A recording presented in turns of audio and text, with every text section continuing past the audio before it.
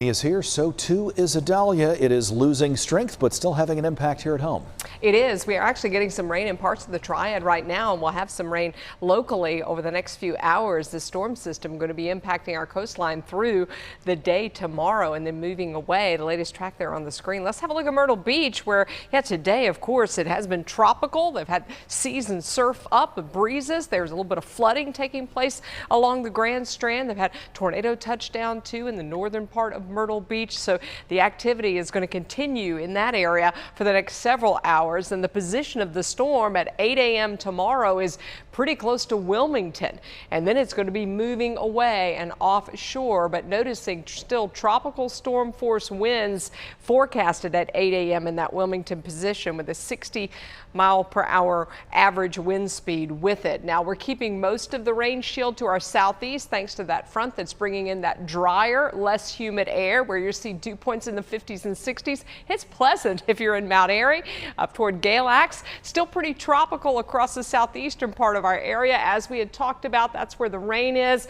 That's where we expect the rain to continue for the next few hours. It's been pretty steady. It's now starting to creep a little bit to the north and west, so maybe making it into Greensboro and High Point, perhaps even Winston-Salem in the next hour or two. Our rainfall totals so far have been high in spots. There's a few spots over an inch already in Alamance County. Most folks pretty close to a half of an inch of rain, and then we're going to add to that potentially another quarter to another half of an inch by early tomorrow morning. So some folks may see close to an inch. If it doesn't come down all at once, I think we'll do without some flood warnings. Flash flood watch across the eastern part of the state, some flood advisories, and that's where we do have that extreme category for excessive rainfall. They're already seeing some excessive rainfall totals. We've seen about 4 inches in Charleston, but the East Bay Street is covered with water. We've also got inland toward 95, some 7, 8, 9 inches of rain, close to 4 in Myrtle Beach. There are reports that, like I said, in and around Charleston of water over roadways in Goose Creek, not too far inland from Charleston. That's where that tornado touchdown. You've seen probably that video of the car flipping over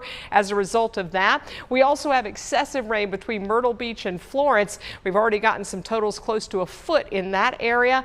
Those are very rural communities. And then you notice too, as you travel up toward Wilmington, we're starting to pick up rainfall too, closer to 4 inches of rain. Also had a report of a funnel cloud in Wilmington. Had a report of a tornado touchdown in the Cherry Grove area in North Myrtle Beach. So they're saying around 57th Avenue and Ocean Boulevard, several blocks to the northwest. So they don't have a whole lot of details on that. That tornado watch is going to continue until 4 a.m. and that includes our Outer Banks. That's where the severe weather risk is for tonight. It's also where we're going to pick up more rainfall on top of what we've already just showed you there. So some 6 inches plus is likely across much of eastern North Carolina. We've got some pretty high wave heights out there, more than a foot just off the coast of Charleston, about 7-foot waves, Myrtle Beach to Wilmington, and 3 feet a little farther north. You're seeing these bands of rain coming in. We're going to get another band that's going to push into Wrightsville Beach here over the next half hour or so. Seen some wind gusts in and around Wrightsville that are 40, at times close to 50 miles an hour. It's very inconsistent. Remember, it's just a gust. It's not sustained winds. And you're also seeing a lot of that heavy wind and rain that will continue to kind of track up the coastline through the day tomorrow and then moving away. Now, our forecast is going to steadily improve. It will be windy, so expect winds to be out of the north at 15 to 30 miles an hour. Highs that'll be in the upper 70s, but less humid air, breezy conditions.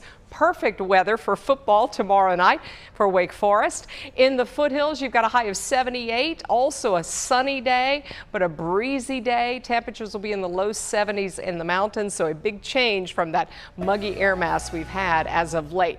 Your holiday weekend looks super. It is getting hotter, though, by Labor Day with a high near 90. Stay with us.